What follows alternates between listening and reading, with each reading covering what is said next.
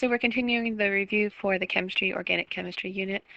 A molecule with a formula of C55H110O55 is probably, okay, so there's no molecule that actually has this ratio because you would actually have to take out a little bit of water. But anyway, close enough. So C55 and O55, that means the ratio between C and O is exactly even. And H110, that's double this, so that means that would be an H2. That's 2 hydrogens for every carbon. So CH2O, that is carbo, and water is hydrate. And you're not done with this question yet because now you have to figure out which one of these things is a carbohydrate. A protein is a protein, a wax, a steroid, and an oil are lipids. And so we're left with polysaccharides, and that's it. Poly means many, and saccharide is sugar. So a carbohydrate, a polysaccharide is a carbohydrate. Here we have a different formula, C55H110O5. Again, this isn't any particular molecule. I just made this one up. But if you have C and H, that's C with double the H, so C1H kind of double. And then what we want to do is just say a tiny bit of this. And so which of our macromolecules have only carbon, hydrogen, and oxygen, but just a tiny bit of oxygen? And the answer is lipids. And so, oops, and we have lipid in here. We didn't even have to have a lipid type. Excellent. Okay, here's a new one, CHONS. What has nitrogen and sulfur in it as well? And the answer there is a protein. Because remember chomps, those are the elements in all living things, in all macromolecules. Well, I said that wrong. These are the elements that are the most abundant elements in macromolecules. And for the proteins, remember it's this whole thing minus the P. You take the P out to name the protein. Here's one, but it's got phosphorus in it, but this time no sulfur, so that's a nucleic acid. The major type of lipid found in a cell membrane is those adorable little molecules with the smiles on their faces. And this part of it always says, I love water. Yay! Anyway, what are these things called? They are phospholipids. So you have to memorize that.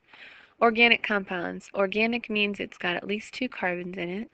And that's my answer, C. So let's go through the others. Are synthesized, or that means made, only by animal cells. Nope, plants and bacteria and everybody else makes them too. Can be synthesized only in a lab. Nope, you're making them right now in your body. Always contain carbon. Yes, yes, yes, because carbon is that unbelievably cool atom that can make 4 bonds. Always contain nitrogen. Nope, you have organic compounds like or organic molecules like glucose, or any carbohydrate or any fat, and they don't contain nitrogen. Almost any carb. Okay, so fill in the chart above. So you can pause this and see if you can do it, and I'm going to do it right now. So carbohydrate, again, carbo is for carbon, and hydrate is for water. And the monomers of carbs are monosaccharides.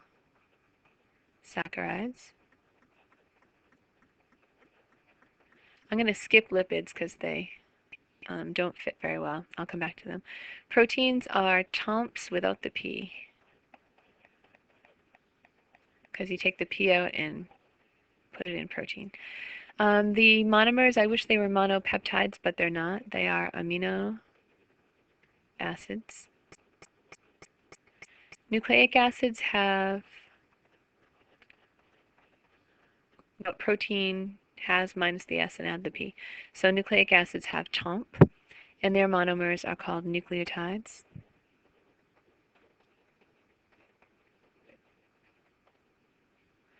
Let's go up here. Okay, lipid elements. This you should know. It's CHO with just a little bit of O. And then the monomers, this section doesn't really fit into our boxes very well. Sometimes things really don't.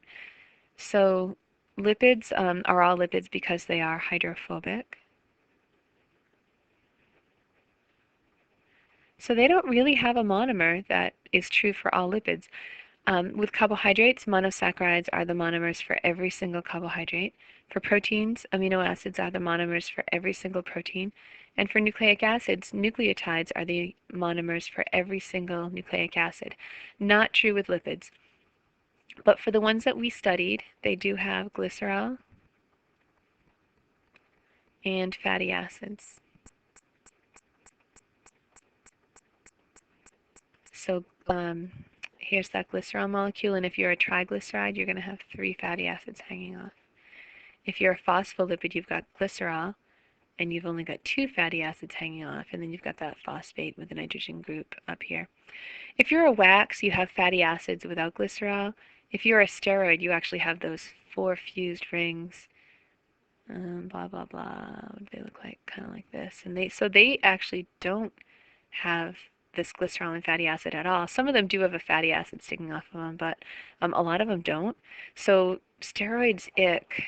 They don't really fit in my little box.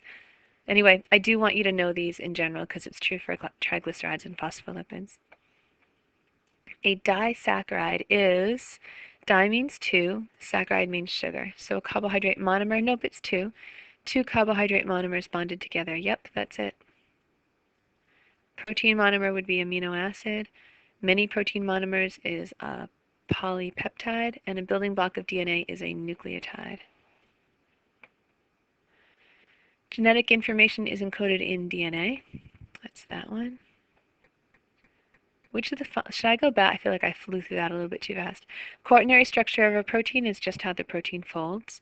The linear sequence of amino acids, like amino acid 1, amino acid 2, amino acid 3, that's actually coded for by DNA. We're going to do a whole unit on that in a couple months. But that's not what holds the genetic information. It's just what you make out of the genetic information. So the sequence or order of nucleotides in DNA is the genetic information. It's that A, T, T, C, G. A little bit different between you and me. A lot more different between you and a bacterium. Genetic information is encoded in the length of glycogen. Nope, glycogen's a polysaccharide. It's a pretty boring molecule, really. The degree of saturation of fatty acids, that if you're in the CP class, don't worry about it. If you're in the honors class, saturation means how many hydrogens are stuck on the fatty acid. Really has nothing, it doesn't hold any kind of information. Which of the following lists contain polysaccharides only? Okay, so remember, polysaccharides are carbs, they're carbohydrates, and they're the big ones. Have many units. Starch, yes. Amino acids, no. That's protein. Fructose, that is actually a carb, but it's a pretty simple carb. It's a monosaccharide, so nope to that one. Nucleotides for DNA, so nope, because we're looking, remember, for carbs. Sucrose. Sucrose is a carb, but it's only a disaccharide, so that's a no. Cellulose, starch, glycogen. You had to memorize those. That with chitin are the 4 you had to memorize for polysaccharides. So that's why this is a fair game question. Which of the following substances is a lipid? Steroids. DNA is a nucleic acid, glucose is a carb, cellulose is a carb, and enzymes are proteins. Which of the following molecules is not part of a nucleotide? So a nucleotide is made out of a sugar, a phosphate, and a base. And so you have to memorize that. And so the odd man out here is the lipid molecule. Which of the following characteristics of protein will remain intact? That means remain the same if the protein's denatured. So this is a hard question because first of all, you have to know what denatured means and you have to know what intact means. So intact means stay the same. Denatured means unfolded. So you'll have this protein that's folded like this and it'll start to unwind. So it might just look like this. So if it unwinds, the function is going to be totally different. Its tertiary and quaternary and maybe secondary structures are all messed up. The only thing that's the same is that you have the same order of amino acids in here because it doesn't break any covalent bonds. All it does is break the hydrogen bonds to unwind it. So what changes? Oh no, what stays the same? Intact means what stays the same. The binding properties of the protein. Well, no, if it's all unwound, it's not going to bind to things the same. The shape of the protein, nope, that shape's different from that. The function of the protein, no, man, if this has a certain function, it's certainly not going to be able to do it if it's all unwound like that. The number of amino acids in the protein, this is true. The order and the number of amino acids is the same in this as it is in this. So that's our answer. Which of the following substances has nitrogen? Let's see. Fat tissue, that's a lipid, that's CH and a little bit of O. So that has no nitrogen. Sugars, that is CH2O because it's a carbohydrate. Now, actually, chitin does have nitrogen, but that's our exception, so I'm not going to go with that because look at this. Insulin, this is a protein hormone. Proteins I know have chons in them. They have chomps without the P because the P goes in the, whoops, in the name here. So this is what I'm looking for. Cholesterol is a lipid. Lipids, again, are just CH and a little bit of O.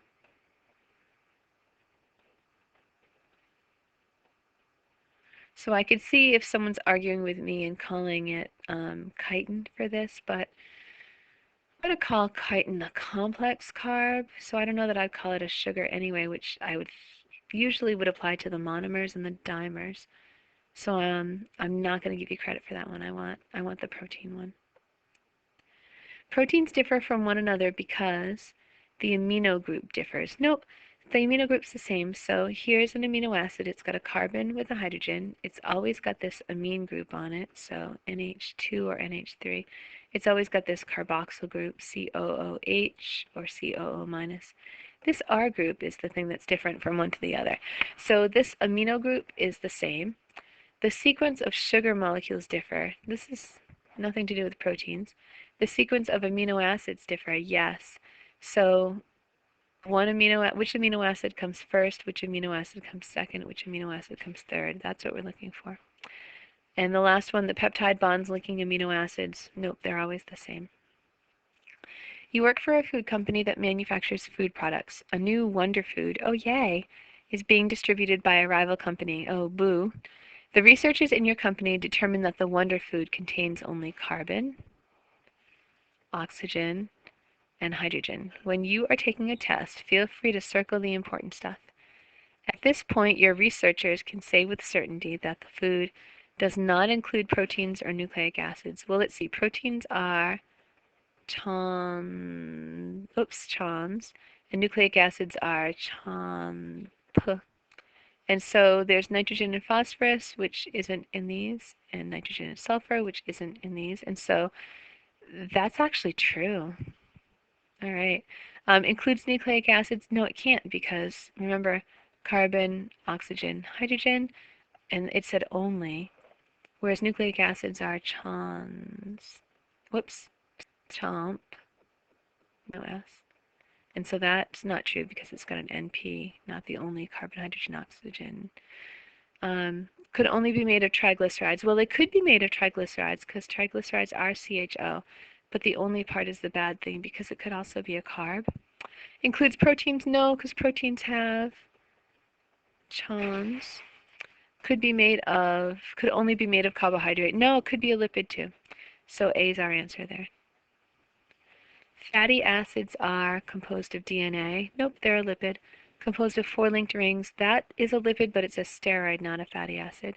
Composed of carbon, hydrogen, and oxygen in a 1:2 ratio. No, that's a carbohydrate. Are hydrophobic? Yes. All lipids are hydrophobic. Okay, I am running out of time again. Bye. I'll be back.